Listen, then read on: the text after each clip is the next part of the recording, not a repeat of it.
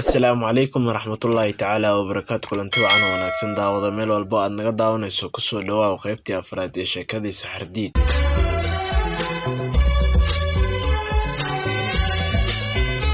qaybtii saddexaad ee sheekadii Saxardiid waxay inoo joogtay keli ahaanta iyo habeenkii oo ifka wada gaaray ayaa inankii yaraa ee Saxardiid naftiisii baqdin gelisay.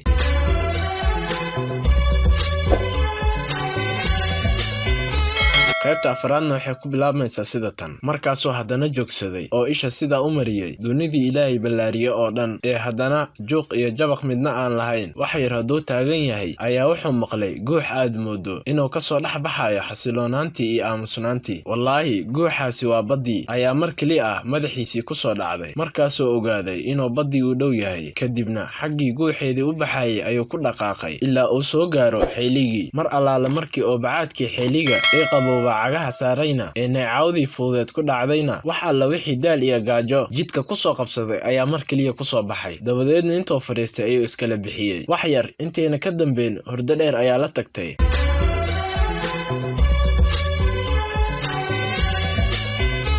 wuxuu hurdaba oo riyo u dhiibto mar keliya ayuu boocod weyn oo yeeraya iyo gacan weyn oo gebigiisba gilgilaysa ku soo ambaraaray. waaba nin dheer oo caro labadiisa indhood dabka duulayaan, labada dabnoodna gariirayaan oo dul taagan. Saxardiid baa isagoo jirka bakdilna kurboonayo hurdadii ka soo booday. markaasaa ninkii si kulul u yidhi, yaa tahay yarow, maxaase halkan ku keenay? meeshaani waa meel aana qofna imaan karin, aniga oo aan ogeyn. sidee baa ugu soo dhiiratay inaad timaado? Saxardiid baa ugu jawaabay, alla meel aan ka socdo iyo meel aan u socdo midna garan maayo. meeshaana waxay tahay warka ma hayo ee labadeeda lugood ayuunbaa i keenay. muraad iyo meheradan ku socdona ma jiraan. markaasay ilmadu labada dhaban dhareertay oo uu hadli kari waayey. ninkiibaa intay xanaaqii ka ba'ay oo qalbigiisii naxariis gashay ag fadhiistay Saxardiid. halkiibuu kadib ka waraystay xaaladiisii. Saxardiidna intay bakdintii iyo oohintii ka ba'een ayuu ugu sheekeeyey ninkii dhibaatadiisii oo dhan. markuu dhammeeyey ayuu ninkii intuu niyadda u qaboojiyey ku yidhi, bal wax yar sii fadhi inta kugu soo noqonayo. muddo yar haddii uu ka maqnaa wuxuu uu ku soo noqday isaga oo sida cunto iyo biyo. dabadeedna Saxardiid buu ku yidhi, waxaan u malaynayaa inaad gaajo la il daran tahay ee hoo cun oo cab. halkiibuu Saxardiidna cuntadii cunay. markuu dhargayna ku yidhi, adeer aad baan kuugu mahadcelinayaa samaanta aad ii fashay, waxaanan jeclahay inaan kuu shaqeeyo. ninkii baa yidhi, way wanaagsanaan lahayd sidaasi ee waxaan ka baqayaa in aad igala shaqayn kari weydo. Saxardiid baa ugu jawaabay, si alle sida adigu jeceshahay ayaan kuula dhaqmi doonaa. ninkii baa yidhi, ta ugu horreysa ee aan kaa doonayo waxa weeyaan in aadan hadal waxbana i weydiin.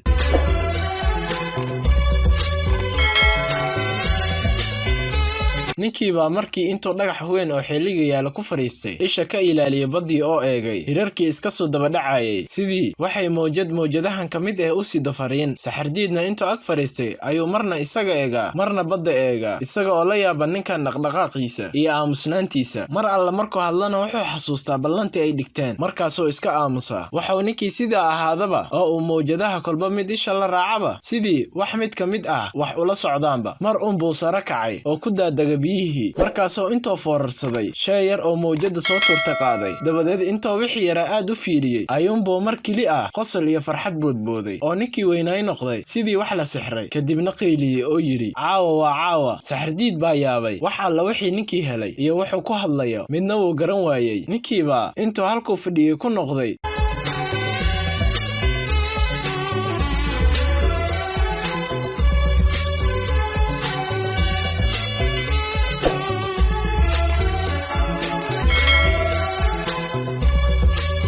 intaas waxaa noogu dhammaaday qaybta afraad ee sheekadii Saxardiid. la soco qaybta shanaad iyo qaybaha kale.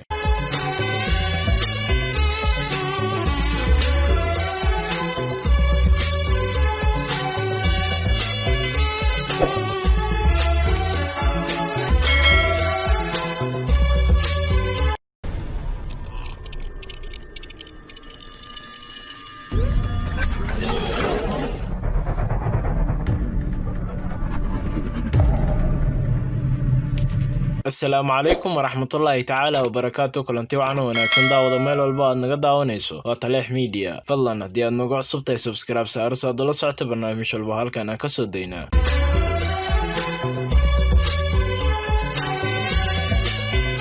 waa qaybtii shanaad ee waayihii Saxardiid.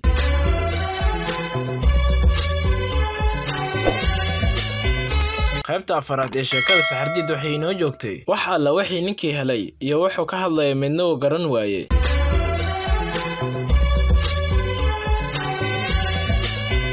qaybta shanaadna waxay ku bilaabmaysaa sida tan. ninkiiba intuu halkuu fadhiyey ku noqday ee oo yara xasiloonaaday sidaa u eegay saxardiid, dabadeedna ku yidhi caawa habeenkii aan sugayey. sanad walbana mar buu habeenkan oo kala soo maraa. markuu dayaxa soo baxo ee habeenkana kala bar noqdo ayuu arrinkan ku beegan yahay. iminkana waxaa soo dhowaaday wakhtigii howsha. saxardiid baa madaxa lulay isaga oo tusaayo inuu ku raacsan yahay, hase yeeshee aan waxba ka fahan waxa uu ninka ku hadlayo. halkiibay haddana saxardiid iyo ninkii fadhiyeen. markaasaa inankii saxardiid wakhtiga ku dheeraaday oo uu adkaysan waayey fadhiga iyo aamusnaanta badan. wuxuu is yidhi si wakhtiga u gaabiyo dabaalo oo biyaha maaweelo ka dhigo. haddii oo maryaha iska baxshay ayaa ninkii isaga oo dirirsan ku yidhi maxaad rabtaa, miyaad waalan tahay? fadhiiso waryaa, caawa oo kale badda looma dhowaadee. saxardiid baa isaga oo yaaban oona naxsan ag fadhiista ninkii. markaasaa madaxii yaraa wareeray oo yaabkii ka sii batay oo uu kolba isweydiiyaa talow ninkan muxuu damacsan yahay, muxuuse doonayaa inuu sameeyo, maxaase u imaanaya saacaddan uu sheegayo, waa maxay sirta qarsoodiga ee ka dambaysa.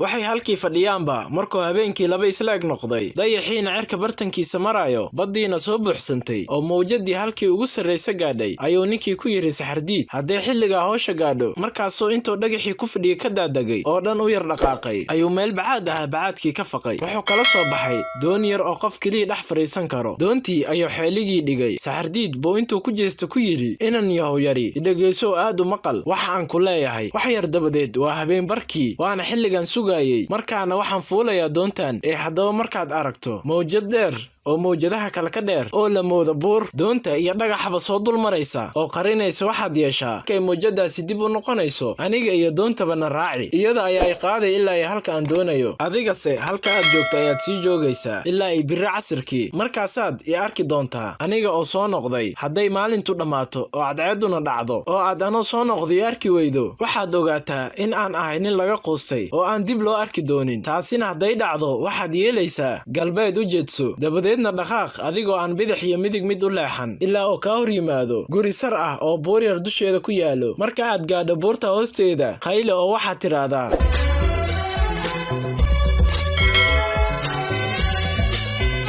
amar eebaa dhacay oo soo geli tag mana soo noqon. intaa markaad tidhaahdo iridda guriga ayaa furmaysa, waxaana soo degi doona laba nin, mid dheer iyo mid gaaban oo buuran. adigu marka ninka dheer gooni ula yara bax oo hoos ahaan ugu sheeg waxaad aragtay oo dhan, iskana jir yaanu kan gaaban ogaan waxaad kan dheer u sheegayso. mar alla markuu ninkii hadalkii dhammeeyey ayaa waxaa baddii ka soo kacday mawjad dheer oo aad buur moodo. haddaba ninkii mawjadii arkay wuxuu dhex fadhiistay doontii oo labada gacmood labada dacal ku kala qabsaday. saxardiidse intuu labadii lugood dhulka ku adkaystay ayuu doontii xaggii dambe qabtay oo isku diyaariyey inuu mawjadda raaciyo. markay mawjadii noqotayna ayuu raaciyey ninkii iyo doontiiba. dabadeedna uu sii eegay, waaba doontii yaraa oo kolna cirka maraysa, kolna hoos tegaysa, kolna liicayso, kolna aayar u joogsanayso ilaa oo ka qarsoomay.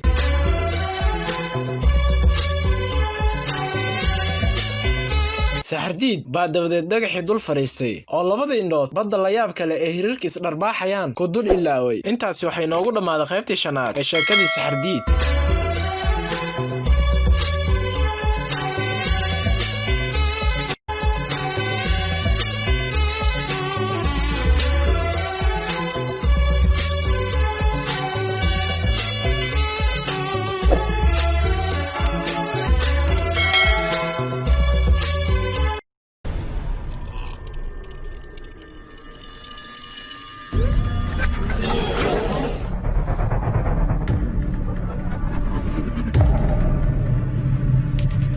asalaamu calaykum waraxmatullaahi tacaala wabarakaatu. kulanti wacan wanaagsan daawada meel walbo aad naga daawanayso. waa qaybtii lixaad ee sheekadii saxardiid.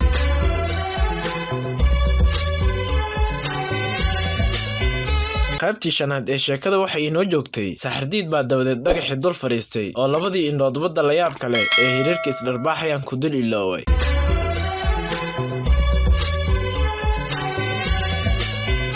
qaybta lixaad waxay ku bilaabmaysaa sida tan. Isagoo ka fakiraya ninkii soo gali ee mowjada raacay meel alla meel ay geysan oo san garanayn inuu soo noqdo inuu badda liqdo oo ay salkeeda ku aasi oo bahalada cuni doonaan. Ilaahay baa og ileen habeen aanad waxba qabanayn oo aad fadhido dheera. Habeenkiiba wuxuu isdaba jiitamaba dhammaaday. Cadceeddii aroori ayaa fallaarihii gees walba u soo gantay kadibna soo baxday oo dhulka iyo cirkaba iftiinkeedii wada gaarsiisay. Saxardiidna halkiiba sidii qori qotonsan yahay. Cadceeddii baa wadada cagta soo saartay ilaa ay cirka laba isla ka dhigto oo wax alla wixii kul iyo uumi ay haysay ifka ku soo daysay. Ileen geed la harsadana ma lahan. Meeshuba waa cidlo casaartay iyo bannaan isku baxay. Haddana galbeed bay u dhaadhacday oo gelin dambe ayay noqotay. Saxardiidna hadda kolba kolkii ka dambeysay ayuu sii haya kaca oo badda isha la sii raaca. Casir gaaban hadday gaadhay cadceeddiina godka wax yar u jirto ayuu saxardiid xaqiiqsaday inay gaartay xilligii soo gali ay ballameen. Markaasuu dhagaxii isku dul taagay oo isha mariya mowjadaha shishadooda isaga oo isleh tolow goormoo soo gali soo bidhaami oo u soo muuqan doona.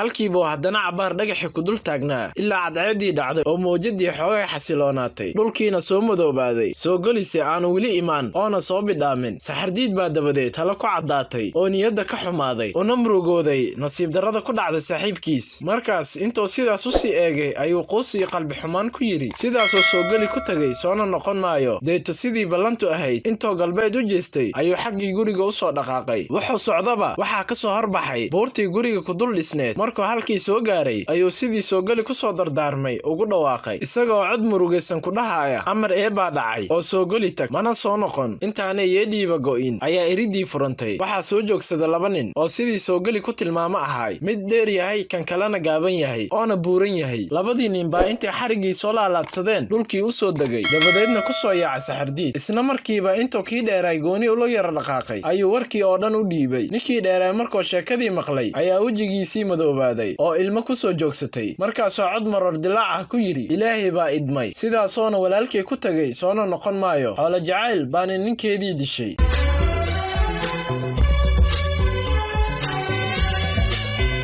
dabadeed intuu sidaa u eegay saxardiid ayuu ku yidhi khayr allah ku sii adeer ballantii si fiican baad ugu soo baxday. markaasuu intuu jaabka gacanta geliyey oo ka soo saaray waslad dahab ah oo u dhiibay saxardiid oo ku yidhi hoo qaado adeer abaalmarintan caawa annaga ayaad nala hoyanaysaa halkan aanu degannahay. meesha dadku ugu dhow waxaa noo dhexeeya jid dheer oo halis ah. markaa waxaan kaaga baqayaa in haddaad caawa guuraysid aad lunto ama bahalku cuno. halkii bay xarigii fuuleen oo gurigii galeen. markaasuu ninkii u keenay saxardiid cunto iyo caano dabadeedna seexiyey meel fiican. subaxii dambo ayuu ninkii dheeray toosiyey saxardiid. markaasuu quraac u keenay oo ugu dul sheekeeyey intuu cunayay. markuu saxardiid quraacdii dhammaystay ayuu ku yidhi xaggee baad wiilyahow haddaba doonaysaa inaad u kacdo aan waddada kuu tilmaame. saxardiid baa wuxuu ku hadla garan waayey oo talo ku soo koobantay. mar keliya ayuunbay madaxiisii ku soo noqotay keli ahaantiisii iyo ceersila'aantiisii. markaasay ilmihiisa soo buuxisay indhihiisa.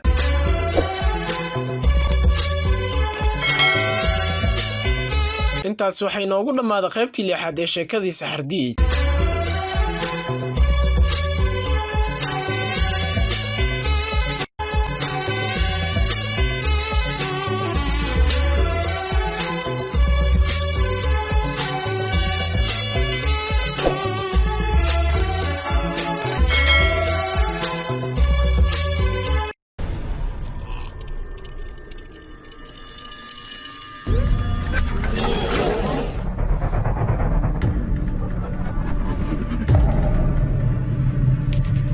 السلام عليكم ورحمة الله تعالى وبركاته. كلنتي وعنا وناكسن داود ميل والبو اد naga daawanayso ku soo dhawaad xeebtii dahabka iyo waayihii saxardiid qaybteedii 7.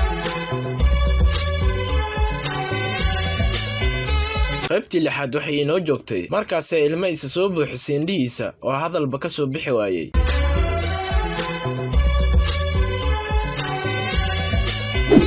qaybta 7 waxay inoogu bilaabmi doontaa sida tan. ninkii baa intuu madaxa u salaaxay oo raxmad iyo kalgacal u muujiyey ku yidhi maxaa kugu dhacay adeer. saxardiid intay ilmadii labada dhaman ka dareertay ayuu cod ceejisan ku yidhi adeer anigu meel alla meel aan tago garan maayo. qoys iyo qaraabo aan ku hagaagana ma jiraan. ninkii baa hadalkii inankii yaraa ka damqaday dabadeedna ka wareystay qisadiisa waxay ahayd. markuu xaalkiisii daba iyo dacal ogaadayna intuu qalbigiisii dabcay ayuu yidhi adeer haddii aad jeceshahay inaad annaga nala joogto nala joog hase yeeshee waxaan waxaan kula dardaarmayaa in aanad qof wax weydiin wax alla wixii lagu yiraana ku dhaqaaqdo oo aanad hadal ka soo celin. Saxardiid baa ku jawaabay, ilaahay idinkii waxaa noqon doonaa kaaliye habboon oo aamin ah. Saxardiid baa gurigii cidlada ah keligiis iskaga noolaaday. Qol yar oo guriga xaggiisa dambe ku yaala ayaana ninkii siiyey. Qolkiisoo dabadeed habeenkii seexdaa, maalintiina marka aanu wax hole qabanaynin ku nastaa. Inta badan hawsha loo diro waabay yareed. Ninkii dheere ayuunbaana wax u diran jiray, markaasina waxay ahayd hawl fudud oo aana waqti badan qaadan.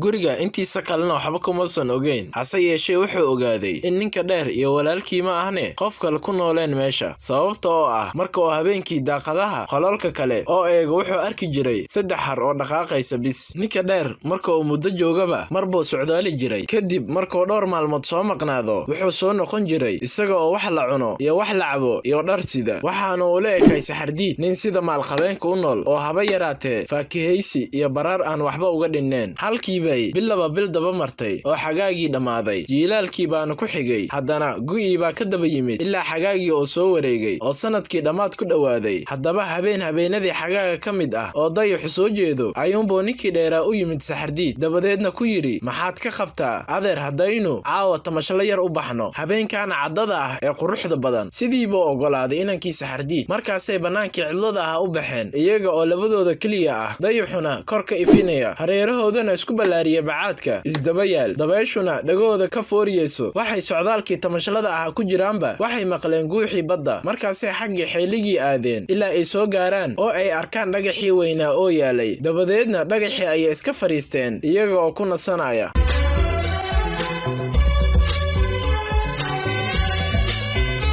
waqtiga badda way kacsaneed, waxayna lahayd hirar isdharbaaxaya oo la mooday inay dirarayaan, hase yeeshee guuxa badweynta ka soo yeeraya iyo neecawda saxansaxada leh ee ka soo kacaysaba marka lagu daro dayaxa 15 ah ee iftiinkiisa arlaada wada dhameeyey, waxay qofka ku dhalinaysaa xasilooni iyo nasasho. aragtida guud iyo astaanta oo habeenka adduunku lahaa waxay Saxardiid xasuusisay habeenba habeen ka tilmaam leh. habeenkii ninkii soo gali u dambeysay, habeenkaas oo sanad ka soo wareegay, marka isaga iyo soo gali dhagaxan ku wada fadhiyeen. soo gali ninkii wanaagsanaa ee mowjada raacay, isaga iyo arrimihiisii la yaabka lahaa. habeenkaa dabadeedna sheeko iyo shaahiid wax sheegaya aan lana arag lana maqal. Saxardiid iyo ninkii ayaa cabaar halkii wada fadhiyey, isaga oo mid walba geestiisa iskula maqan yahay. xoogaa markii aamuskii ku yara dheeraaday ayuu ninkii isaga oo cod murugaysan ku hadlaaya ku yidhi, Saxardiid wiil yahow yari, caawa habeenkii xagaaga kala baraayay waana habeen.